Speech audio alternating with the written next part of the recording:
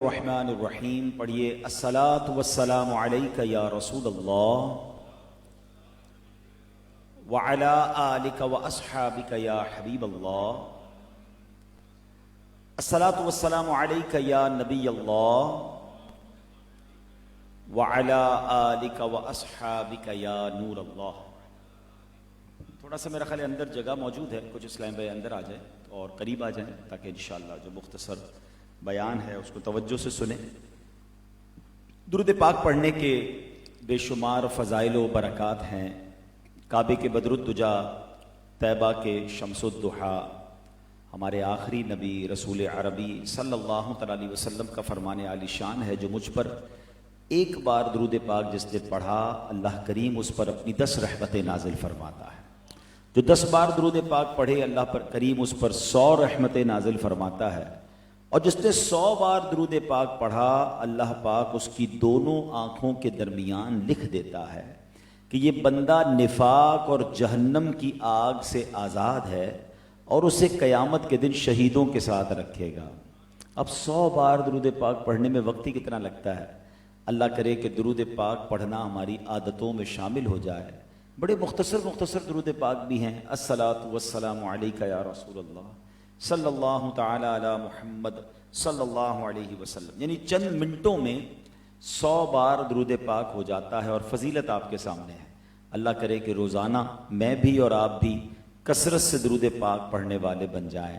شاعر لکھتے ہیں، بچاوے تم کو جو دوزخ سے ایسے محسن پر، بچاوے تم کو جو دوزخ سے ایسے محسن پر، صدا سلام کہو عمر بھر درود پڑھو، ابس گناہوں کی شامت میں مارے پھرتے ہو، خدا کی تم پہ ہو رحمت اگر درود پڑھو۔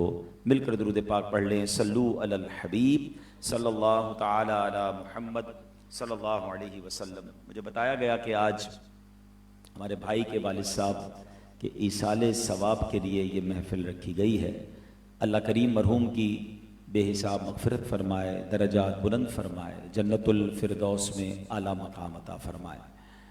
بخاری شریف کی ایک بڑی کمال کی حدیث جس میں بہت کچھ ہمارے لیے سیکھنے کے لیے ہے، زبردست درس ہے، فکر آخرت بھی ہے، اور پھر ایک اسپیشل ٹاپک بھی ہے جو میں نے آج آپ سے ذکر کرنا ہے۔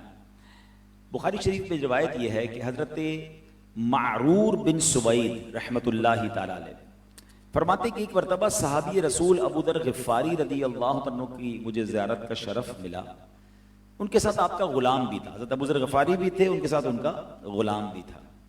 کہتے ہیں حضرت ابو ذر غفاری نے نیچے کم قیمت والا لباس پہنا تھا، یعنی تہبند وغیرہ، اور اوپر جو چادر تھی بڑی قیمتی تھی، اور آپ نے غلام کو دیکھا ان کے، تو غلام نے بھی ایگزیکٹلی سیم لباس پہنا تھا، نیچے تہبند عام یعنی سستے کپڑے والی، اوپر چادر بڑی شاندار۔ تو یہ صحابی رسول جو تھے حضرت معرون بن سوید کہتے ہیں کہ میں نے ان سے کہا، ان بزرگ کہتے ہیں کہ میں نے حضرت ابو ذر غفاری سے کہا اور غلام سے کہا کہ یہ آپ نے کیا کیا ہے؟ آپ دونوں قیمتی چادریں پہن لیتے، آپ کا لباس قیمتی ہو جاتا، غلام کو نارمل والا کپڑا دے دیتے، اس کا لباس بھی سیم ہو جاتا، اور آقا اور غلام کا فرق بھی ہو جاتا کہ بھائی آقا کون ہے اور غلام ابھی تو پتہ ہی نہیں چل رہا، آپ دونوں کا لباس بھی سیم ہے اور مکس اینڈ میچ ہوا ہے، یہ آپ نے کیوں کیا؟ اللہ اکبر۔ حضرت ابو ذر غفاری کہتے ہیں میں تمہیں اپنی زندگی کا ایک واقعہ سناتا ہوں، یہ اسلام کی تاریخ کا one of the historical event ہے۔ کیا ہوا تھا حضرت ابو ذر غفاری کے ساتھ؟ ایک روایت کے مطابق کہ یہ واقعہ ان کا حضرت بلال کے ساتھ ہوا تھا۔ حضرت بلال ظاہر افریقہ سے آئے تھے، آپ کا رنگ بلیک تھا، افریقن کو آپ نے دیکھا ہے، اور وہ پھر غلام بھی تھے، غلامی سے آزادی ملی تھی، بیک گراؤنڈ کیا تھا ان کا، وہ غلامی میں تھے۔ تو حضرت ابو ذر غفاری رضی اللہ تعالیٰ عنہ کی ایک بار ان سے بحث ہو گئی، اور ان کی زبان سے کیا نکلا کہ اے کالی ماں کے بیٹے، یعنی ان کی ماں کالے رنگ کی تھی، یعنی ان کا ظاہر افریقنی والدہ تھی، تانا دیا۔ یہ بات جب نبی پاک علیہ الصلوۃ والسلام کی بارگاہ میں پہنچی، حضرت بلال نے پہنچا دی، تو پیارے آقا علیہ الصلوۃ والسلام نے فرمایا یا ابا ذر انک امرؤ فیک جاہلیہ، اے ابو ذر تمہارے اندر ابھی بھی جاہلیت والا اثر باقی ہے۔ اللہ اکبر۔ جب یہ سنا نا حضرت ابو ذر غفاری، نبی پاک کی ناراضگی، پیارے آقا علیہ الصلوۃ والسلام کا یہ انداز، اور پیارے آقا نے مزید فرمایا جو تمہارے خادم یا غلام ہیں یہ تمہارے بھائی ہیں، اللہ پاک نے تمہارے ماتحت کر دیا، بس جس کا کوئی بھائی اس کے ماتحت ہو اسے چاہیے کہ جو خود کھاتا ہے وہی ماتحت کو کھلائے، جو خود پہنتا ہے وہی ماتحت کو پہنائے۔ چونکہ حضرت ابو ذر غفاری کہتے ہیں یہ نبی پاک نے مجھے فرمایا تھا، اس کے بعد سے اب یہ میری عادت ہے، جو خود پہنتا ہوں اپنے غلام کو وہی پہناتا ہوں۔ مگر معافی کیسے مانگی؟ میں نے کہا نا یہ اسلامی تاریخ کا ہسٹوریکل ایونٹ تھا۔ حضرت ابو ذر غفاری گئے حضرت بلال کے پاس اور اب پتہ چل گیا تھا کہ ان کا دل دکھ گیا ہے، میری زبان سے نکل گیا۔ حضرت ابو ذر غفاری فوراً حضرت بلال کے پاس گئے، اپنا چہرہ زمین پر رکھا، کہا اے بلال جب تک اپنا پیر میرے چہرے پہ نہیں رکھو گے جب تک مجھے اطمینان نہیں ہوگا۔ نبی یہ پاک مجھ سے ناراض ہو گئے، میرے آقا علیہ الصلوۃ والسلام کو یہ بات بری لگی، میں نے تمہیں جملہ کہا، اب اس کی معافی جب ہوگی اے بلال تم میرے آقا اب اپنا پیر رکھو میرے چہرے پر۔ حضرت بلال حضرت ابو ذر غفاری کے چہرے پہ پیر کیسے رکھتے؟ مگر حضرت ابو ذر غفاری کو چین نہ آیا، حضرت بلال کا پیر لیا اور اپنے چہرے پہ خود رکھ لیا۔ یعنی معافی بھی مانگی تو کیسی مانگی؟ عاجزی، جب کہتے ہیں نا انسان کو کسی کا دل جس لحاظ سے دکھایا ہے نا پھر معافی بھی اسی انداز سے مانگنی چاہیے۔ ہمارے یہاں پرابلم کیا ہے، ہم نے کسی کا دل دکھا دیا، کسی کو ملازم کو ڈانٹ بھی دیا، اچھا جناب کسی غریب آدمی کو جھاڑ بھی دیا، اور بعد میں خیال بھی آیا نا ارے بھائی یار ذرا معاف کر دینا، وہ تمہیں کہہ دیا تھا نا بس ذرا معاف کر دینا، وہ چلتے چلتے ایسے ہی کہہ دیا، ارے اس کے دل کو کرچی کرچی کر دیا، اور یہ انداز ہے معافی کا؟ جیسا جرم ویسی معافی، جیسی تکلیف ویسا مرہم۔ کسی کو کٹ لگ جائے اور اس کے جناب پورا پیر کٹ جائے تو کیا سنی پلاسٹ کام کرے گا اس پر؟ آپ کیا کہیں گے؟ نہیں جناب ٹانکے لگیں گے، اس کا تو آپریشن ہوگا، اس کی تو بڑی پٹی ہوگی۔ زخم جتنا گہرا ہوگا علاج اور مرہم بھی اتنا گہرا دینا پڑے گا۔ ہم لوگوں کو بعض اوقات ذلیل کر کے رکھ دیں اور اس کے بعد چلتے چلتے کہتے ہیں بس یار چلو جو ہو گیا ختم کرو۔ کیسے ختم کرو بھائی؟ کہتے ہیں نا تلوار کا وار جو ہے وہ زخم اب بھی بھر سکتا ہے، مگر زبان کا وار وہ ہوتا ہے جس کا زخم بھرتا نہیں ہے، وہ برسوں یاد رہتا ہے۔ اچھا آپ کو خود بھی یاد ہوگا، مزے کی بات ہے، اس کو اگر کراس چیک کرنا ہے نا تو میں آپ کو ایک فارمولا بتاتا ہوں۔ زندگی میں کئی بار ایسا ہوا ہوگا کہ چلتے چلتے آپ کو کسی سے ٹھوکر لگ گئی ہوگی، دھکا لگ گیا ہوگا، بچپن میں جناب کسی سے لڑائی ہو گئی ہوگی، آپ کو شاید ایسے بہت سارے واقعات یاد نہیں ہوں گے، مگر اگر کسی نے زندگی میں آپ کو ذلیل کیا ہوگا نا، سب کے سامنے برا بھلا کہا ہوگا، آپ کے دل کو توڑ کر رکھ دیا ہوگا، بے شک اس کو برسوں گزر گئے وہ آج بھی آپ کو یاد ہے۔ کیوں یاد ہے بھائی؟ آپ نے تو معاف کر دیا ہے۔ آپ کہیں گے کب معاف کیا ہے؟ آپ نے معاف کیا ہے حضرت، آپ نے 15 شعبان کو سب کو معاف کیا ہے، آپ نے 27ویں شب کو سب کو معاف، آپ نے کئی محفلوں میں یہ اعلان کیا ہے کہ میں نے سب کو معاف کیا، مگر یہ واقعہ ڈیلیٹ کیوں نہیں ہو رہا ہے؟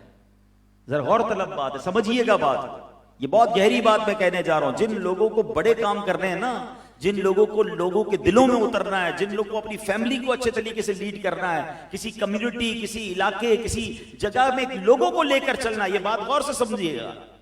یار معاف کرنے کے بعد بھی واقعہ کیوں نہیں بھولا میں؟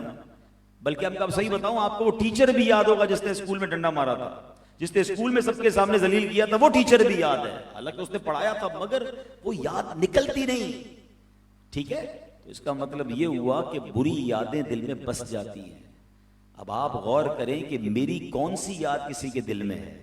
اگر میں لوگوں کو ذلیل کر رہا ہوں نا تو برسوں بعد بھی میرا وہ جملہ اسے یاد ہے۔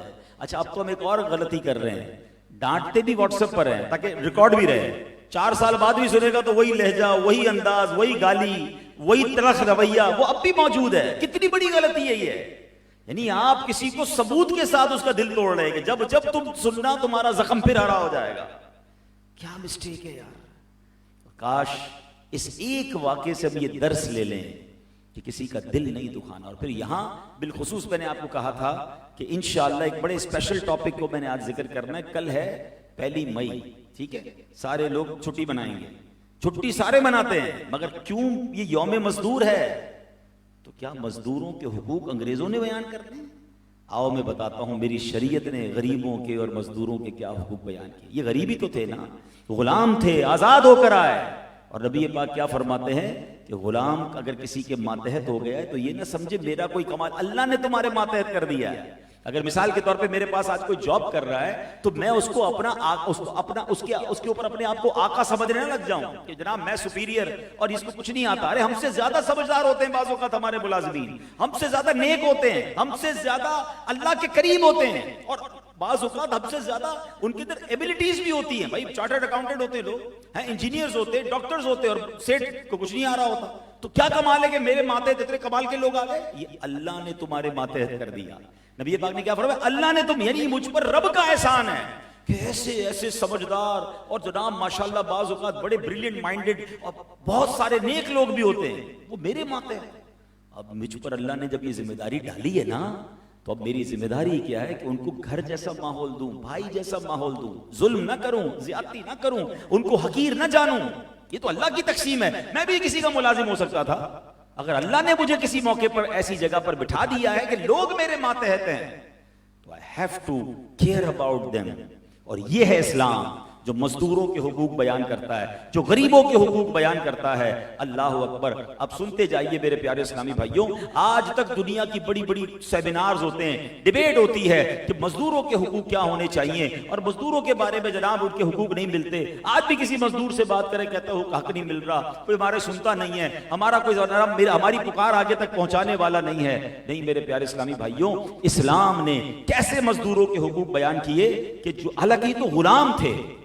غلام اور مزدور میں فرق ہے. غلام تو بندہ خرید لیتا ہے, خریدے ہوئے غلام کے ساتھ بھی حکم یہ ہے کہ اس کے ساتھ اچھا سلوک کرنا ہے. تو یہ تو ہمارے غلام بھی نہیں ہوتے, ان کو تو ہم پیسے دے کر کام کروا رہے ہیں, اس کے ساتھ بھی ذلت والا سلوک. اچھا ہو یہ گیا ہے کہ چونکہ بے روزگاری بہت بڑھ گئی ہے, غربت بہت بڑھ گئی ہے, تو ظالم سیٹھ کے یہاں بھی مظلوم مزدور بیچارہ کام کر رہا ہے, مظلوم ملازم کام کر رہا ہے. کہتا ہے کیا کروں, جو جاب چھوڑ کے جاؤں گا کہیں اور تو ملنی نہیں ہے, کیا کروں, گالیاں تو دیتا ہے, تکلیف تو پہنچاتا ہے, اور جناب ذلیل تو کرتا ہے, مگر بچوں کا پیٹ بھی پالنا ہے. مگر یاد رکھیے گا دل تو وہ بھی رکھتا ہے نا, مسلمان تو وہ بھی ہے نا, بندہ تو وہ بھی رب کا ہے نا. اللہ کی بارگاہ میں اگر قیامت کے دن کھڑا ہو گیا تو ظالم سیٹھ نے بچنا نہیں ہے, اس زیادتی کرنے والے نے بچنا نہیں. حدیث پاک میں آتا ہے, میرے آقا فرماتے ہیں من آذا مسلمن. اب ذرا سنیے گا, یہ حدیث بڑی کیٹیگوریکلی نبی پاک نے فرما دیا. پیارے آقا نے اس حدیث میں یہ نہیں فرمایا کہ کوئی اپنے کسی قریبی رشتہ دار کو تکلیف پہنچائے یا کسی برابری والے کو تکلیف پہنچائے. نہیں, من آذا مسلمن, جس نے کسی مسلمان کو تکلیف پہنچائی, فقط آذانی, فرمایا اس نے مجھے تکلیف پہنچائی. کوئی سوچ سکتا ہے نبی پاک کو تکلیف پہنچانے کے بارے میں؟ لیکن بات سنو اور آگے جائے گی.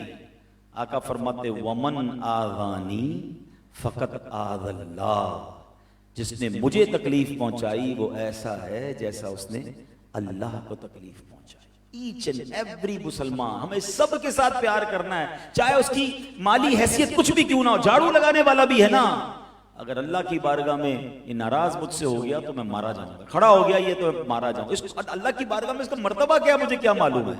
ایک اور گہری بات اس میں آپ کو بتا دیتا ہوں. آپ نے جن نے مطالعہ کیا ہے, میرا جتنا چھوٹا موٹا مطالعہ ہے, اب تک میں نے 2 ہی جگہ پڑھا ہے حدیثوں میں یا روایتوں میں کہ 2 گناہگار ایسے ہیں, 2 جرم ایسے ہیں جس سے اللہ نے جنگ کا وعدہ فرمایا, اعلان جنگ ہے. ایک سود کا کام کرنے والا, اور ایک اللہ کے کسی ولی سے دشمنی کرنے والا. رب فرماتا ہے میرا اس سے اعلان جنگ ہے. اب مجھے بتائیے, اللہ کسی سے جنگ کا ارادہ فرمائے, بندہ بچے گا؟ برباد ہے نا, بربادی, اس کا رزلٹ بربادی ہے. تو پہلی بات تو میں ہاتھ جوڑ کے کہتا ہوں, کبھی سود کے قریب مت جانا, کبھی کسی بھی صورت میں. نہ سود دینا ہے نہ سود لینا ہے, اپنے کو چاہیے نہیں ایسا کاروبار, ایسا پیسہ کس کام کا کہ اللہ سے جنگ کر کے پیسے کما رہے ہیں. اینڈ آف دا ڈے ہم نے گھر بکتے دیکھے, فیکٹریاں بکتے دیکھی, برباد ہوتے دیکھا ان لوگوں کو جو سود کا کام کرتے ہیں. اللہ سے جنگ ہو رہی ہے نا. اچھا یہ سود تو ہماری آنکھوں کے سامنے ہے نا, ہم چیک کر سکتے ہیں, مگر یہ دوسرا معاملہ چھپا ہوا ہے کہ اللہ کے ولی سے جو دشمنی کرے. اب اللہ کے ولی کون ہے؟ ہاں, دس از دا ویری بگ کوسچن. اللہ نے اپنے ولی کو بندوں میں چھپا کے رکھا ہے. پہلے تو یہ سمجھ لیجئے, اب کوئی نبی نہیں آئے گا, اب کوئی صحابی بھی نہیں بن سکتا, مگر ولی اب بھی ہیں, آئیں گے نہیں, موجود ہیں. حدیثوں میں مضمون ملتا ہے کہ ہر وقت دنیا میں 40 افضال ہوتے ہیں. کئی کتب ہوتے ہیں. اچھا جناب اس کی پوری ڈیفینیشن ہے. اولیاء کرام اللہ نے بندوں میں چھپا کے رکھے ہیں. ایک روایت میں آتا ہے جہاں 40 مومنین جمع ہو جائیں اس میں اللہ کا ایک ولی ہوتا ہے. تو اب اللہ نے اولیاء چھپا کے رکھے ہیں. اچھا مجھے پتا نہیں ولی کون ہے, اور میں اگر اس سے لڑائی کر لوں, اس کو ذلیل کر دوں, اس کو گالی نکال دوں اور وہ ولی ہو تو میں تو گیا نا. اللہ نے جنگ کا اعلان فرما دیا ہے. تو اب اس کا مطلب کیا ہوا کہ میں نے پھر ہر بندے سے محبت سے پیش آنا. اور میں آپ کو بڑی باریک جملہ کہنے جا رہا ہوں, خاص طور پہ ایسے لوگ جن کو کوئی نہ پوچھے نا, بکھرے ہوئے بال ہوں, میلے کچیلے کپڑے ہوں, کوئی ان کو اپنی عزت نہ دیتا, ان سے زیادہ ڈرنا. یہ میں نہیں کہہ رہا, حدیث پاک ہے. حدیث پاک کا مضمون ہے کہ اللہ کے کچھ بندے ایسے ہیں جو پرا گندہ بال ہوں گے, ہیں بڑے سادہ لباس والے ہوں گے, ان کو کوئی اپنی محفل میں نہیں بلاتا, نہ آئے تو کوئی نوٹس بھی نہیں کرتا, مگر رب کی بارگاہ میں ان کا مرتبہ یہ ہے اگر کسی بات پر قسم اٹھا لے تو رب وہ قسم پوری فرما دیتا ہے. اٹ مینز ہمیں کیا پتا یہ روڈ پہ چلنے والا, یہ ٹھیلے والا, یہ مسجد کا خادم, اس کا اللہ کی بارگاہ میں کیا مرتبہ ہے, اور ہمارے منہ میں جو آتا ہے غریب آدمی کو سنا کے نکل جاتے ہیں.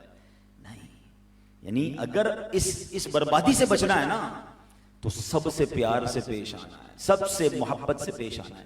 امیر اہل سنت نے ہماری بڑی پیاری کتاب پرانی فیضان سنت میں ایک واقعہ لکھا تھا کہ ایک علاقے میں ایک بری عورت تھی اور اس کے ساتھ اس کا ایک آشنا, اس کا یار بیٹھا تھا. کہیں بارش کا موسم تھا, وہ بزرگ سا آدمی سادہ سے کپڑے پہنے وہاں سے گزرے تو کیچڑ پر یا پانی پر پیر پڑا تو اس طوائف کے اس بری عورت کے کپڑوں پہ چھینٹے اڑے. تو جو اس کا آشنا تھا, اس کا یار تھا, بڑا غصہ آیا اور اس بزرگ کے منہ پہ چانٹا مار دیا. بزرگ کہتے یا اللہ تیری مرضی, تیرا شکر. آگے چلے گئے. آگے گئے تو ایک دودھ کی دکان پہ, حلوائی کی دکان تھی. اس نے کہا حضرت آئیے, گرم گرم دودھ پلایا. دودھ پیا, کہتے ہیں یا اللہ تیری بھی شان ہے, کہیں چاٹا مار لگتا ہے, کہیں دودھ ملتا ہے. تھوڑی دیر ہوئی تو وہ بندہ جو تھا نا جس نے ان کو تھپڑ مارا تھا وہ گر کر مر گیا. تو لوگ دوڑے دوڑے آئے کہ آپ نے کیا اس بندے کے لیے بددعا کی تھی جس نے آپ کو تھپڑ مارا, وہ مر گیا ہے. تو آپ نے بڑا کمال کا جواب دیا, کہا ایک عورت تھی, اس کا وہ یار تھا, اس کو برا لگا تو یار نے مجھے تھپڑ مارا, ہمارا بھی تو کوئی دوست ہے نا, اس نے اپنی طرف سے بدلہ لے لیا. ہمیں نہیں پتا کہ جو آج میرے ساتھ بیماریاں ہیں, پریشانیاں ہیں, کاروبار تباہ ہو رہا ہے, فیملی پہ جھگڑے ہو رہے ہیں, چلتی لائف ڈسٹرب ہو رہی ہے, کہیں کسی سے ساتھ زیادتی تو نہیں کر لی ہے, کہیں کسی اللہ کے ولی کا دل تو نہیں دکھا دیا ہے.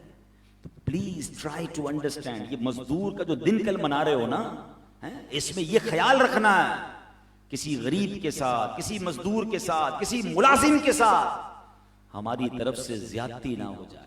اور یاد رکھیے ایک بات اور, میں ماشاءاللہ آپ میں سے بہت سارے لوگوں کو برسوں سے جانتا ہوں, ہم میں سے بہت سارے لوگ اس وقت وہ نظر آ رہے ہیں مجھے جو حقوق اللہ میں بڑے مضبوط ہیں. ہم میں سے ماشاءاللہ بہت سارے جو 5 وقت کے نمازی ہیں, حج بھی کیا ہوا ہے, روزے بھی رکھتے ہیں, زکوٰۃ بھی دیتے ہیں. یہ سارے معاملے حقوق العباد کے ہیں, میرا اور میرے رب کا معاملہ ہے. ہم اس میں بڑے اسٹرانگ ہیں ماشاءاللہ, اسٹرانگ رہنا. مگر یہ یاد رکھیے کہ حقوق اللہ کے مقابلے میں زیادہ سینسٹیو جو ہے نا حقوق العباد ہیں. کیونکہ اگر کوئی بندہ ساری زندگی نماز نہ پڑھے نا, وہ اس کا اور اس کے رب کا معاملہ ہے. اللہ ایک باری میں معاف کر دے, خالق ہے نا, مگر اسی رب کا یہ قانون ہے کہ جب تک بندہ معاف نہیں کرے گا رب بھی معاف نہیں کرے گا. تو بتاؤ توجہ کدھر زیادہ. میں نہیں کہتا حقوق اللہ میں کمزور ہو جانا, یہ بھی غلط بات ہے. کچھ لوگ اب نہیں نیا ڈرامہ یا نیا یوں سمجھے فینومینا لے کر سوشل میڈیا پہ آ رہے ہیں, بھائی نماز وغیرہ چھوڑو, حقوق العباد کی فکر کرو. وہ بھی غلط ہے, اللہ سے دور کرنے والی بات ہے. ہم یہ نہیں کہیں گے حقوق اللہ چھوڑیں گے تب بھی رب ناراض ہوگا, اسی رب نے بتایا کہ حقوق العباد پر بھی عمل کرو. مگر حقوق العباد پر توجہ دیجیے, بندے ناراض نہیں ہونے چاہیے. اور خاص توجہ جنہیں کوئی نہیں پوچھتا نا, آپ انہیں پوچھئے, آپ دیکھیں ان کے دل میں خوشی کیسی جاری ہوتی ہے, ان کی آنکھوں میں آنسو آ جاتے ہیں. وہ حیران ہو جاتے ہیں کہ یار ہمارا باس, ہمارا سیٹ ہمیں جاب پہ رکھنے والا اتنی عزت دے رہا ہے. یہی محبتیں انشاءاللہ آپ کی ترقی کا خوب باعث بنیں گی. اے میرے پیارے اسلامی بھائیو, اب ایک اور واقعہ سنیں. دیکھیں اسلام کمال کا مذہب ہے, ہم پڑھتے نہیں ہیں اس لیے ہماری طبیعتیں بدلتی نہیں ہیں. کعبہ شریف, تھوڑا سا نبی پاک کی ہسٹری بھی پڑھا کریں نا. پیارے آقا نے 53 سال 53 ایئرز مکہ پاک میں گزارے. آج میں اور آپ 4 دن مکے میں رہ کر آ جائیں نا تو واپسی میں آنکھیں آنسو بہاتی ہیں کہ پھر کعبہ چھوٹ رہا ہے, مکہ چھوٹ رہا ہے. کیا رونق ہے, کیا برکت ہے. جس نے 53 سال مکے میں گزارے ہوں, جب ان کو نکلنا پڑا ہوگا اور یہ بھی نہیں پتا تھا کہ واپس آئیں گے کہ نہیں آئیں گے, نکال رہے تھے، مار مار کے نکالا، صحابہ کو نکالا، خود نبی پاک کتنے رنجیدہ مکے سے گئے تھے، یہ سارے مسلمان مائیگریٹ کر کے مکے سے مدینے چلے گئے، ٹھیک ہے. اور اب 10 سال کے بعد، اب امیجن تو کرو، آج پاکستان میں رہنے والا بندہ جس کو اللہ نے بار بار مکے مدینے کی حاضری دی، اس کو 1 سال کے موقع نہ ملے تو تڑپنے لگ جاتا ہے. 10 سال پیارے آقا علیہ الصلوۃ والسلام اور صحابہ کرام 10 سال بعد گئے تھے مکے. فتح مکہ کب ہوا تھا؟ فتح مکہ ہوا تقریباً 8 سنہ ہجری میں، 8 سال بعد گئے. جب 8 سال بعد مکہ گئے نا، تو مکہ جب فتح ہو گیا، اب خوشی کا عالم کیا تھا؟ اب ایک بڑا ایوارڈ دینا تھا. یوں سمجھیے اس زمانے کا سب سے بڑا ایوارڈ یہ تھا کہ آج کعبے کی چھت پر اذان کون دے گا. آج اعلان کرنا تھا نا کہ مسلمانوں کو کعبہ مل گیا ہے، ناؤ وی ہیو کانکرڈ مکہ. اب نمازوں کا سلسلہ پھر سے شروع ہوگا، طواف کا سلسلہ پھر سے شروع ہوگا. تو نبی پاک علیہ الصلوۃ والسلام نے ایک بڑا تاریخی اعلان کر دیا. آپ ذرا غور کریں، بڑے بڑے مکے کے سردار موجود ہیں، بڑے بڑے قبیلوں کے سردار موجود ہیں، اور آقا نے فرمایا اے بلال کعبے کی چھت پر جاؤ، جا کر اذان دو. ایک حبشی غلام کو، آپ ذرا غور کیجئے، صحابہ کرام بڑے بڑے موجود ہیں، خلفائے راشدین موجود ہیں، اپنے اپنے قبیلوں کے سردار، اس زمانے کے بلینئرز موجود ہیں، مگر کیا پیغام دیا نبی پاک نے؟ فرمایا بلال کعبے کی چھت پر چڑھ جاؤ اور اب کعبے کی چھت پر جا کر اذان دو. اب جو ہے کچھ لوگوں کے ذہنوں میں وسوسے آنے لگ گئے کہ یار ہم اتنے بڑے سردار، اتنے پیسے والے، اتنے لوگوں کے لیڈرز، اور جناب یہ حبشی غلام کو موقع مل رہا ہے. اللہ اکبر. قرآن پاک کی آیت نازل ہوتی ہے، ان اکرمکم عند اللہ اتقاکم. فرمایا بے شک اللہ کے یہاں تم میں زیادہ عزت والا وہ ہے جو تم میں زیادہ پرہیزگار ہے. کوئی پیسے والا زیادہ عزت والا نہیں، خاندان کی وجہ سے عزت نہیں، عزت ہے اللہ کی بارگاہ میں تو جو زیادہ پرہیزگار ہے. تو ہمیں یہ سمجھنا ہے کہ ہمیں کبھی اس بات پر اترانا نہیں ہے کہ میرا خاندان بڑا ہے، اس بات پر اترانا نہیں کہ پیسے بڑے ہیں، اس بات پر اترانا نہیں کہ فلاں سوسائٹی میں رہتا ہوں. ارے میرے پاس دنیا بھر کا خزانہ ہے، اور اگر میرے پاس کام کرنے والا ملازم تہجد گزار ہے، قرآن کا حافظ ہے، دین پر عمل کرنے والا ہے، مجھ سے زیادہ اللہ کی بارگاہ میں عزت والا یہ ہے. یہ سمجھنا ہے اللہ کی بارگاہ میں عزت والا کو ہے. دوبارہ سن لو، ان اکرمکم عند اللہ اتقاکم. بے شک اللہ کے یہاں تم میں زیادہ عزت والا وہ ہے جو تم میں زیادہ پرہیزگار ہے. اب یہاں ایک اور فینومینا بھی سمجھ لیجئے. ینگسٹر بیٹھے ہیں، لائیو مجھے سنا جا رہا ہے کہ جناب لوگ کہتے ہیں یار اس کے 2 ملین فالوور ہیں. اب تو نیا سسٹم آ گیا ہے. پہلے پیسے والے کو عزت والا سمجھتے تھے، اب بندے کو ویٹ کر رہے ہیں سوشل میڈیا کے سبسکرائبر کتنے ہیں، فالوور کتنے ہیں. ارے حضرت ان کے 5 ملین فالوور ہیں، اس کو 4 ملین لوگ دیکھتے ہیں، اس کے جناب اتنے جناب فیس بک پہ، یوٹیوب پہ، پتہ نہیں ٹک ٹاک پہ کدھر کدھر مشہور ہے، بہت عزت ہے. اصل میں نا آج ایک اور چیز بھی سمجھ لو، شہرت اور ہے، عزت اور ہے. ٹھیک ہے، شہرت، اگر شہرت کو کاؤنٹ کرنا ہے تو سب سے زیادہ مشہور پتہ ہے کون ہے دنیا میں؟ ون آف دا ٹاپ مشہور لوگوں میں شیطان سب سے زیادہ مشہور ہے. اگر آج شیطان کا فیس بک پیج ہوتا تو پتہ نہیں کتنے بلین اس کے چاہنے والے ہوتے ہیں. کون دنیا کا مذہب ہے جو شیطان کو نہیں جانتا؟ فرعون سے زیادہ مشہور کوئی ہے؟ تقریباً مذہب کے لوگ جانتے ہیں اس کو. تو پتہ چلا کہ مشہوری تو بہت سارے لوگوں کی ہے جو اللہ کو ناپسند ہے مگر شہرت رکھتے ہیں. غلط کام کر کے شہرت کمانا کوئی کمال نہیں. کمال ہے کہ عزت کس کی ہے. جس کے 3 ملین فالوور ہیں، وہ فالوور اس کے نیکی کے کام کی وجہ سے یا حرام کام کرنے کی وجہ سے؟ ناچ گا کر، ننگا ناچ کر، برے کام کر کے دنیا بھر کو دکھا دیا اور کہا بہت دنیا مجھے دیکھتی ہے. ارے ہر ویو پر کہیں تمہیں قیامت کے دن مار نہ پڑے. جتنے فالوور تمہیں دیکھ رہے ہیں حرام کام پر. اب پہلے تو دل یہ دکھنے لگا کہ اس چکر میں ہوا کیا. یہ ہمارے بزرگ بیٹھے ہیں جو ہماری ایج کے ہیں 50-45 پلس. ہم اپنے بچپن میں سنتے تھے کہ یار فلاں یہ خاندان ہی الگ ہوتا ہے، یہ لوگ ہی الگ ہوتے ہیں جو فلموں ڈراموں میں ناچ گانوں میں جاتے ہیں، یہ الگ فیملیز ہوتی ہیں، یہ شریف گھرانوں کی کاروبار اور یہ خاندانی لوگ نہیں ہوتے، یہ چند الگ لوگ ہوتے ہیں جن کا کام ہوتا ہے یہ غلط کام کرنا. اور ان کو لوگ ناچ گانے کے لیے شادیوں میں بلاتے تھے، تب بھی ہم شور مچ جاتا تھا کہ یار فلاں نے جو ہے نا اپنی بچی کی شادی میں ناچنے والیاں بلائیں، بڑا بڑا جناب اس کو برا کہا جاتا تھا. یہ اس زمانے کی بات تھی. مگر اب جب سے یہ سوشل میڈیا آیا تو گھروں میں بچے بیٹھ کر، بچیاں بیٹھ کر اپنے ٹک ٹاک بنا رہے ہیں، اپنی ویڈیوز ڈال رہے ہیں اور ابو کو آ کے بتاتے ہیں دیکھو ابو کتنے مجھے فالوور ملے، کتنے لائکس ملے. وہ بے شرم باپ کہتا نہیں کہ تجھے دنیا حرام کام میں دیکھ رہی ہے. پہلے کسی کے گھر میں اگر ناچ گانا ہوتا تھا تو انہی کو پتا ہوتا تھا اب تو یہ جناب سنا ہے ہونے لگ گیا کہ اپنے گھر کی شادی میں گھر کی لڑکیاں ناچیں گی اور اس کی ویڈیو سوشل میڈیا پہ ڈال کر چیک کیا جائے گا کہ جناب کتنے ویوز ملے ہیں. الامان والحفیظ. اب غور کرے کدھر جا رہا ہے زمانہ. شہرت کے چکر میں, پاپولیرٹی کے چکر میں ایک ایک ویو, یہ وہ گناہ جاریہ ہے جو لوگ سمجھ نہیں رہے. ہم مر گئے نا, اور کسی نے حرام ویڈیو ڈالی ہوئی ہے, جب تک دیکھی جاتی رہے گی تب تک اس کو گناہ ملتا رہے گا, نہ جانے قبر میں بھی اسے کہیں مارنا پڑے.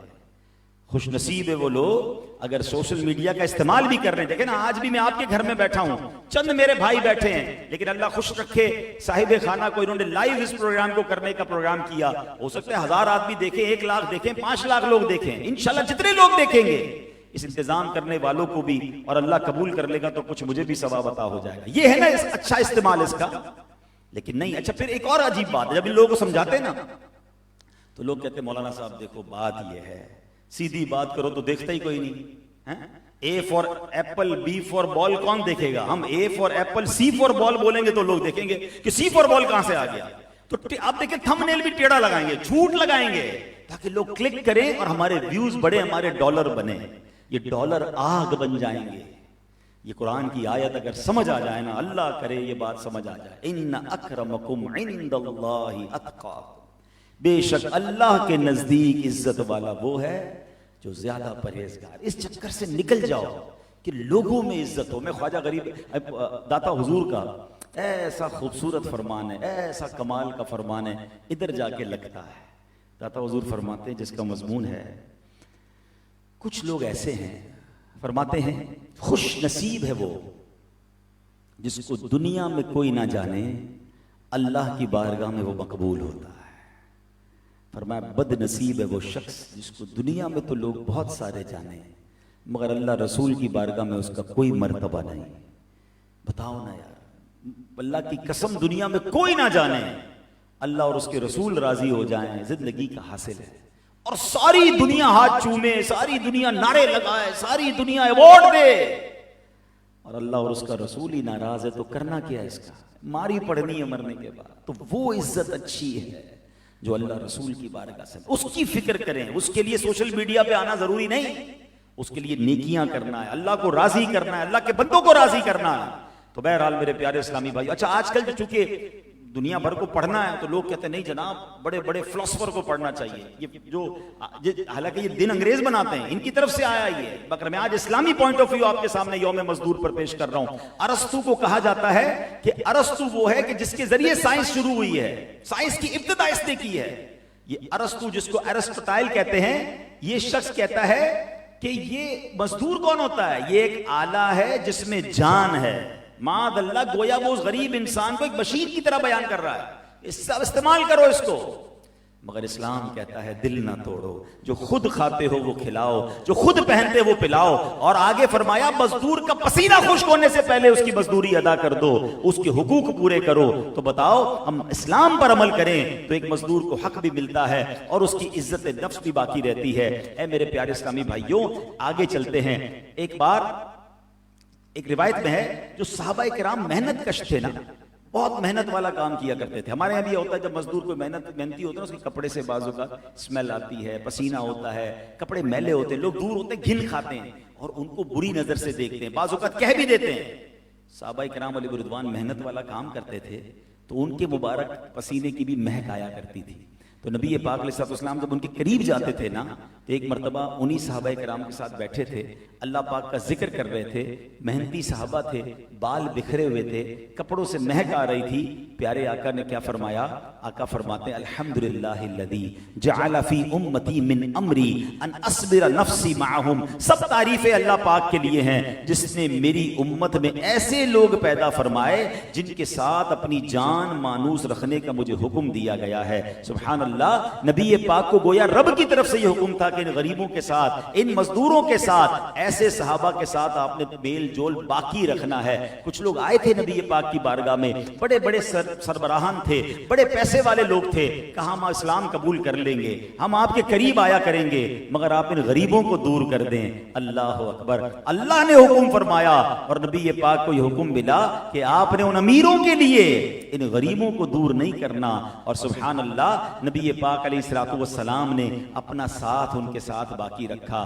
اللہ قرآن مجید میں ارشاد فرماتا ہے وَاصْبِرْ نَفْسَكَ مَعَ الَّذِينَ يَدْعُونَ رَبَّهُمْ بِالْغَدَاةِ وَالْعَشِيِّ يُرِيدُونَ وَجْهَهُ۔ سبحان اللہ، اور اپنی جان کو ان لوگوں کے ساتھ مانوس رکھ جو صبح و شام اپنے رب کو پکارتے ہیں اور اس کی رضا چاہتے ہیں۔ سبحان اللہ، یعنی نبی پاک کو یہ حکم دیا گیا کہ ان کو نہیں چھوڑنا ہے۔ ہم کیا کرتے ہیں، امیر آ جائیں تو غریب کے ساتھ بیٹھنا چھوڑ دیتے ہیں، بلکہ کسی کو اللہ مالدار بنا دے، یہ بھی الگ پرابلم ہے۔ غریب تھا، نارمل تھا، اس کے دوست بھی تھے، محلے والے بھی تھے، رشتہ دار بھی تھے، اٹھتا بیٹھتا، چائے کے ہوٹل پر بیٹھنا، اچانک کوئی کاروبار چل پڑا، او جناب اب فیکٹری لگ گئی، اب اچھی گاڑی آ گئی، سارے غریب دوستوں کو بھول گیا۔ بلکہ ایسے بھی لوگ دیکھے جو اپنے غریب رشتہ داروں کا بھی تعارف نہیں کراتے۔ یار میں سے کیسے تعارف کراؤں، میرے چچا کا بیٹا بائکیا چلاتا ہے، میں کیسے تعارف کراؤں کہ میرا جو یہ پھوپھی کا بیٹا یہ رکشا چلاتا ہے۔ تو لوگ اپنے غریب رشتہ داروں سے بھی شرمندہ ہونے لگ گئے۔ اللہ اکبر، کیونکہ اب امیروں میں بیٹھنا ہے نا، اب اسٹیٹس والے لوگوں میں بیٹھنا ہے۔ کبھی زندگی میں ایسا مت کیجئے گا، اپنی اوقات ہمیں یاد رکھنی چاہیے۔ ارے ان غریبوں کو ساتھ لے کے چلو کہ جب میں کچھ نہیں تھا تو وہ میرے دوست تھے، آج کچھ بن گیا تو پیسہ دیکھ کر نئے دوست آ گئے، تو ان لوگوں کو چھوڑنا نہیں، ان رشتہ داروں کو چھوڑنا نہیں، ان کا دل نہ دکھانا۔ یہ اسلام کی تربیت ہے۔ بندہ بلکہ ان کے اسی علاقے میں جا کر ان کے ساتھ بیٹھ کر بتائے کہ میں پہلے بھی آپ کے ساتھ تھا، آج بھی آپ کے ساتھ ہوں، اس سے ان کے دل بھی خوش ہوتے ہیں اور دل بھی ان کا بڑا ہوتا ہے۔ تو بہرحال یہ اسلام کی تعلیم ہے۔ اے میرے پیارے اسلامی بھائیوں، اب آئیے، اب یہاں پر ایک اور حدیث پاک، پیارے آقا علیہ الصلوۃ والسلام، اسلام کتنا خوبصورت مذہب ہے۔ ایک طاقتور نوجوان کو، صحابہ کرام کے نبی پاک کے ساتھ کچھ صحابہ بیٹھے تھے، تو ایک بڑے طاقتور نوجوان کو دیکھا کہ جو کبھی ادھر جا رہا ہے کبھی ادھر جا رہا ہے، کام کاج کی کوشش کر رہا ہے۔ تو صحابہ کرام نے کہا کہ کاش یہ نوجوان اپنی اس جوانی کو اللہ کی راہ میں لگا دیتا، کبھی کاروبار کے لیے کوشش کر رہا ہے، محنت مزدوری کے لیے کوشش کر رہا ہے، کاش اللہ کی راہ میں لگا دیتا۔ تو نبی پاک نے کیا فرمایا، اگر یہ اپنے نابالغ بچوں کے لیے کمائی کرنے نکلا ہے فہو فی سبیل اللہ، یہ اللہ کے راستے میں ہے۔ اگر بوڑھے والدین کے لیے روزی کی تلاش میں نکلا ہے فہو فی سبیل اللہ، یہ اللہ کے لیے، اللہ کی راہ میں ہے۔ اگر خود کو سوال سے بچانے کے لیے نکلا ہے فہو فی سبیل اللہ، تب بھی یہ اللہ پاک کے راستے میں ہے۔ تو سبحان اللہ، یہ اللہ ہی کا راستہ ہے۔ اگر کوئی حلال روزی کمانے جاتا ہے اس میں شرمندہ نہ ہو، لیکن حلال کمانا ہے۔ بے چے جائے کہ ایک بڑی غریب والی کام بھی اگر کریں، کچھ لوگ کہتے ہیں نہیں یار میں اب اتنا پڑھا لکھا، میں کیسے بن کباب بیچوں، میں کیسے موٹر سائیکل پہ کام کروں، میں کیسے ٹیکسی چلاؤں، یہ مت سوچا کریں، ورنہ اس میں وائٹ کالر جاب کے چکر میں کچھ لوگ پھر حرام کی طرف جاتے ہیں۔ اچھا یہ صرف پرابلم ہمارے ملک میں، پاکستان، انڈیا، بنگلہ دیش میں یہ مسئلہ ہے۔ آپ امریکہ جائیں، میں دنیا بھر میں گیا ہوں، لوگ ملتے ہیں، ہم کہتے ہیں کیا کرتے ہیں، میں ٹیکسی چلاتا ہوں، بڑے سکون سے بتائیں گے، کوئی کسی کو شرم نہیں ہے۔ میں کیا کرتا ہوں بھائی، ڈش واش کرتا ہوں، یعنی ہوٹل میں برتن دھوتا ہوں۔ خود لوگ آ کے بتا رہے ہوتے ہیں کہ میں جناب ڈلیوری بوائے کا کام کرتا ہوں، کسی کے ماتھے پر شکن نہیں ہے۔ مگر ادھر ہم نے اس کو اتنا خراب بنا دیا کہ بھئی کیا پرابلم ہے۔ صحابہ کرام نے کپڑے سینے کا کام کیا ہے، آج درزی کہتے ہوئے آپ کو شرم آتی ہے اپنے آپ کو؟ صحابہ کرام اور انبیاء نے لکڑی کا کام، کارپینٹر کا کام کیا ہے، بکریاں چرانے کا کام نبیوں نے کیا۔ آج کوئی کہے میں یہ کام کرتا ہوں تو لوگ مذاق، کس بات کا مذاق اڑاتے ہیں؟ یہ معاملہ ختم کیجئے۔ اس شرم کی بنا پر لوگ حلال چھوڑ کر پھر حرام کی طرف جا رہے کہ نہیں یار لوگ کیا کہیں گے۔ مجھے اچھی طرح یاد ہے، میں کلفٹن میں ڈیفینس میں جمعہ پڑھاتا ہوں، تو وہاں جمعے میں میں نے ایک ہماری کمیونٹی کا بچہ ہے، اس کو دیکھا، وہ ہر جمعے میں مجھے وہاں نظر آتا ہے۔ تو میں نے کہا بیٹا آپ تو بہادر آباد یا ادھر کدھر رہتے ہو؟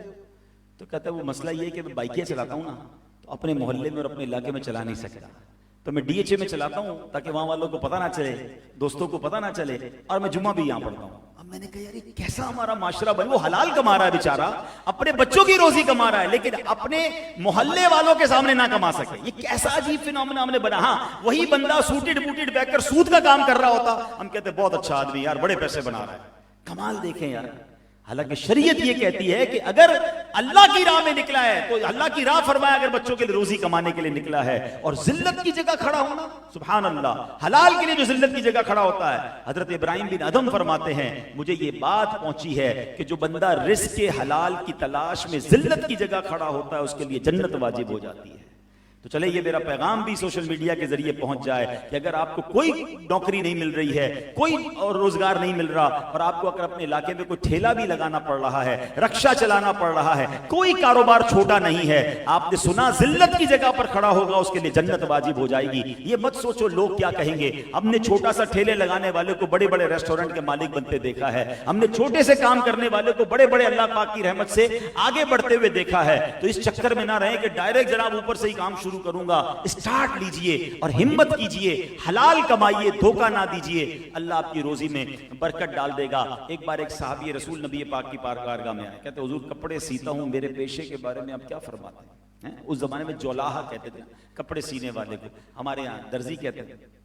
نبی پاک نے فرمایا تمہارا پیشہ تو بڑا مبارک ہے، یہ تو حضرت آدم کا پیشہ ہے، اور تم تو وہ کام کر رہے ہو کہ زندوں کو بھی ضرورت ہوتی ہے، مردوں کو بھی ضرورت ہوتی ہے. دیکھیں نبی پاک نے حوصلہ افزائی کیسی فرمائی، زندہ آدمی بھی کپڑے پہنتا ہے، مرنے کے بعد کفن بھی چاہیے. آقا فرماتے ہیں کہ تم لوگوں کے تانے سے خوف زدہ نہ ہو. اس زمانے میں بھی لگتا ہے لوگ تانے دیتے تھے، فرمایا لوگوں کے تانا کوئی دیتا ہے تو خوف نہ کرو، تمہارے لیے خوشخبری ہے، تمہارا پیشہ مبارک ہے، قیامت کے دن حضرت آدم علیہ السلام تمہارے قائد ہوں گے. تو یہ ہے اسلام. اسلام تو اپریشیٹ کرتا ہے اپنے ہاتھ سے کمانے پر. بہرحال جب مزدور کی بات چلی ہے، ایک اور غلطی ہم کرتے ہیں، ہم بیان میں 5 منٹ میں ختم کر دوں گا، مجھے اندازہ ہے کافی دیر ہو گئی. اب مزدور کے ساتھ جو میں ایک مسئلہ یہ نا کہ شریعت کے معاملات پڑے نہیں ہیں. شریعت کا حکم یہ ہے کہ اجیر اور مستاجر، یعنی جو اجیر رکھتا ہے، آپ وہ ہیں جو جاب پہ رکھ رہے ہیں کسی کو، یا کوئی بندہ جاب کر رہا ہے، ان دونوں کے لیے اجارے کے شرائط اور اجارے کے شرعی احکام سیکھنا فرض ہیں. کیونکہ آپ کو مزدور رکھنا ہے تو کیسے رکھنا ہے، کیا طے کرنا ہے، اور مزدور اگر آپ نے جاب پہ رہنا ہے تو آپ کو پتا ہونا چاہیے کہ میری جاب حلال کیسے ہوگی. کوئی سیکھنے کے لیے تیار ہی نہیں ہے. تو اس کو باہر شریعت میں پڑھیے، ورنہ کسی صحیح عالم دین کے پاس چلے جائیں کہ حضور بزنس کرتا ہوں، اتنے سارے لوگوں کو جاب پہ رکھتا ہوں، مجھے اجیروں کے مسائل تو سکھا دیجئے. میں کہیں جاب کر رہا ہوں، مجھے بتائیے ایز اے امپلائی مجھ پر کون سا علم سیکھنا ضروری ہے. چلے میں اور آسان کر دیتا ہوں، دعوت اسلامی کا شعبہ ہے فیضان آن لائن اکیڈمی، وہ آپ کو شارٹ کورس کروا دیں گے آن لائن، آپ کے ٹائم کے مطابق بزنس کے معاملات سکھا دیں گے تاکہ آپ گناہگار نہ ہوں. اب میں ایک غلطی یہ کرتے ہیں کہ اجیر کے ساتھ نبی پاک علیہ السلام فرماتے ہیں کہ اب اس میں مزدور کا پسینہ خشک ہونے سے پہلے اس کی مزدوری ادا کرو. کچھ لوگ اس کے جوتے رگڑوا رہے ہوتے ہیں، کل لے جانا، پرسوں لے جانا، یہ زیادتی ہے، یہ نہ کریں. دوسرا پرابلم کہ ہم طے نہیں کرتے. یہ لازم ہے کہ آپ اجرت طے کر لیں، ہمیشہ اس میں جھگڑا ہی ہوتا ہے. آئی صاحب جو دینا ہو دے دینا، رکشے والا کیا کہتا ہے جو دینا ہو دے، ٹیکسی والا کہتا ہے جو دینا ہو دے دینا، بھائی یہ ذرا گھر میں پنکھا ٹھیک کرنا ہے، الیکٹریشین کہتا ہے جو دینا ہو دے دینا. بعد میں دونوں لڑ رہے ہوتے ہیں. بھائی طے کر لینا. شریعت کتنا پیاری مذہب ہے کہ طے کر لے، 500 روپے لوں گا، آپ کہیں نہیں 400 دوں گا، پہلے طے ہو گیا، اب جھگڑا نہیں ہوگا. آپ کہیں وہ تو میں تو 200 سمجھ رہا تھا، یہ 2000 روپے مانگ رہا ہے. پلمبر سے جھگڑا، الیکٹریشین سے جھگڑا، رکشے والے کا جھگڑا، ہر چیز کو پہلے طے کریں. یہ شریعت کا اصول ہے. میرا تو ایک جملہ بڑا مشہور ہو گیا، میں نے کسی اسلام کے سامنے کا، جو بندہ کہے نا آئی صاحب تسی فکر نہ کرو، اس کی زیادہ فکر کرو. ہاں اس کو پہلے کہہ دو بھائی بتا دو کیا کرنا ہے، ورنہ یہ جھگڑا ہی ہونا ہے. تو ہمیشہ طے کر لے، یہ شریعت کا اصول ہے. اب مزدور کے لیے بھی کچھ باتیں ہیں. اگر ہم میں سے کوئی جاب کرنے والا یہاں بیٹھا ہے تو وہ بھی کیا کرے کہ وہ یہ کرے کہ وہ ٹائم پر پورا ٹائم دے، پورا کام کرے. ورنہ اچھا بازو کا جب بھی حرام روزی کی بات ہوتی ہے لوگ کہتے ہیں کاروباری لوگ ہی حرام کماتے ہیں. وہ بھائی مزدور بھی حرام کماتا ہے، کام پورا نہ کرے اور پیسے پورے لے لے، یہ حرام ہے. نوکری کر رہا ہے اور ٹائم پورا نہ دے، دیر سے آئے اور تنخواہ پوری لے لے، چھٹی کرے اور حاضری لگا دے. گورنمنٹ جاب میں کیا ہو رہا ہوتا ہے، ایک ہی بندہ سب کی حاضریاں لگا رہا ہے، سب حرام کما رہے ہیں جو کر رہے ہیں ایسا. تو اگر آپ نوکری کر رہے ہیں تو اپنے ایک ایک روپے کو حلال کرے. اور اسی لیے میں نے کہا کہ اس کا علم سیکھنا ضروری ہے کہ بھئی نوکری کرتے وقت مجھے کتنا وقت دینا ضروری ہے، ٹائم میں کہاں کہاں گنجائش ہے کہاں نہیں ہے، کتنی ایفرٹ کرنا ضروری ہے. جاب پہ جا کے موبائل پہ گیمیں کھیل رہے ہیں، آپ نے ٹائم دیا 8 گھنٹے پورا کام کرنا پڑے گا. آپ بیٹھے وہاں پر فون پہ دوستوں سے گھر والوں سے بات کر رہے ہیں، یہ منٹ یہ گھنٹے اگر آپ نے جو کام نہیں کیا اس کی سیلری لینا کیا ہوگا؟ یہ کون سیکھے گا علم؟ پتا چلا میں نوکری بھی کر رہا ہوں اور گھر پہ حرام کما کے لے آ رہا ہوں. تو چاہے نوکری کرنے والا ہے، چاہے نوکری پر کسی کو رکھنے والا ہے، مزدور کا عالمی دن تو منا رہے ہیں، چھٹی کریں گے، کچھ علم بھی تو سیکھے نا کہ مزدور کے لیے کیا شریعت کا حکم ہے، اور مزدور رکھنے کے لیے، جاب پر رکھنے کے لیے ہماری شریعت ہمیں کیا سکھاتی ہے۔ تو اللہ کرے کہ یہ علم دین ہم سیکھنے والے بنیں اور فقط حلال کمائیں اور اللہ کی رضا پر راضی رہیں، کسی غریب کا دل نہ دکھائیں۔ جتنا آپ اپنے مزدوروں کے لیے آسانی کریں گے اللہ آپ کے لیے آسانی فرمائے گا، پھر دیکھیں انشاءاللہ اس کی کتنی برکتیں ملتی ہیں۔ اور حدیث پاک میں آتا ہے غلام کو کسی ایسے کام کی ذمہ داری نہ دو جو اس کے لیے دشوار ہو، اگر کوئی ایسے کام کی ذمہ داری سونپ بھی دو تو پھر خود بھی اس کی مدد کرو، یعنی آپ نے کوئی مشکل کام اس کو دے دیا، بیچارے کی اتنی ہمت نہیں تو اس کا ساتھ دے دیں، یہ ہماری شریعت کہتی ہے، اور ہمارے اسلاف ایسے کیا بھی کرتے تھے۔ اللہ کرے کہ یہ بات ہمیں آ جائے۔ حدیث پاک میں آتا ہے تم اپنے خادم کے عمل میں جتنی کمی کرو گے تمہارے اعمال نامے میں اتنا ہی ثواب لکھا جائے گا۔ ہمیں لگتا ہے بندہ فارغ کیوں بیٹھا یار، کام نہیں ہے پھر بھی بھیج دو اس کو بازار، یہ سکون سے نہ بیٹھے، بس اس کو نچوڑ دو پورا۔ کیا فرمایا نبی پاک، جتنا اس کے عمل میں کمی کرو گے اتنا ہی نامہ اعمال میں ثواب لکھا جائے گا۔ رمضان میں ریلیکسیشن دے دیں، گرمیوں میں ریلیکسیشن دے دیں، لگ رہا ہے یار بڑی گرمی، میرا بھی دل نہیں ہو رہا، اس بیچارے کو ابھی گرمی میں کیوں بھیجنا، شام کو بھیج دوں گا یار، تھوڑا موسم ٹھنڈا ہوتا، اچھا سوچو گے نا کسی کے لیے، زندگی اس کی آسان کرو گے، اللہ آپ کی زندگی آسان کر دے گا۔ اللہ پاک ہمیں عمل کی توفیق عطا فرمائے۔ جن مرحوم کے ایصال ثواب کے لیے جمع ہوئے ہیں اللہ ان کی بے حساب مغفرت فرمائے۔ اول آخر 3 بار درود پاک پڑھ لیں، 1 بار سورہ فاتحہ پڑھیں، 3 بار سورہ اخلاص پڑھ لیں، پھر مل کر دعا بھی کر لیتے ہیں انشاءاللہ۔ الفاتحہ۔ الصلاۃ والسلام علیکم یا رسول اللہ، بسم اللہ الرحمن الرحیم، الحمدللہ۔